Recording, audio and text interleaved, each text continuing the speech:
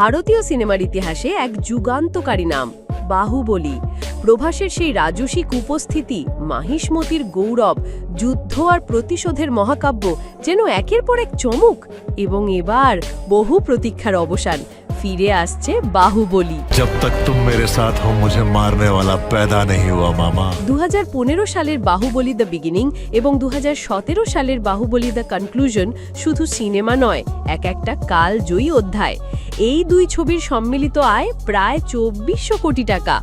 এখন 8 বছর পর আমরা পেতে চলেছি সেই মহাকাব্যের নতুন অধ্যায়, দি বাহুবলী দি এপিক। গত মঙ্গলবার প্রকাশিত হলো এই সিনেমার প্রথম ঝলক। আবারও পর্দায় ফিরলেন আমাদের প্রিয় প্রভাস বাহুবলীর চরিত্রে, আর সেই সাথে ফিরেছে মাহিষ্মতির রাজকীয় দৃশ্য, ভয়াবহ যুদ্ধের মুহূর্ত আর এক অনন্য আবেগ। দর্শকদের উত্তেজনা তুঙ্গে। সোশ্যাল মিডিয়ায় এখন একটাই আলোচনা, বাহুবলী ফিরে এসেছে। তবে এবার বাহুবলী শুধু ফিরে আসছে না, আসছে নতুন রেকর্ড গড়তে। বাহুবলী দি এপিক হতে চলেছে ভারতের ইতিহাসে সবচেয়ে দীর্ঘ মূল ধারানোর সিনেমা।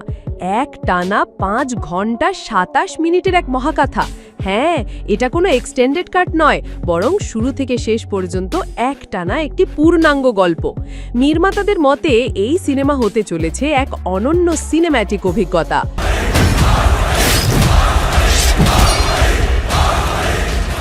প্রকাশের সঙ্গে সঙ্গে ফার্স্ট লুক ভাইরাল। ভক্তরা বলছেন এটাই তো ছিল অপেক্ষার ফল। কেউ বলছেন মাথা খারাপ করে দিচ্ছে এই লুক।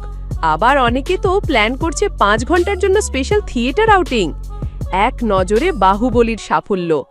বাহুবলী দ্য বিগিনিং আয় 650 কোটি টাকা।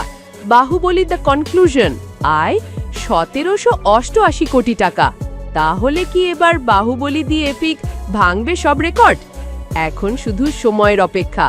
আসছে এমন এক অভিজ্ঞতা যা আপনি আগে কখনো দেখেননি।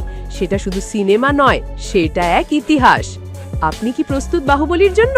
কমেন্টে জানিয়ে দিন আপনি কি আশা করছেন এই নতুন অধ্যায় থেকে। আর যদি ভিডিও ভালো লাগে তাহলে লাইক দিন, শেয়ার করুন এবং আমাদের চ্যানেল সাবস্ক্রাইব করতে ভুলবেন না।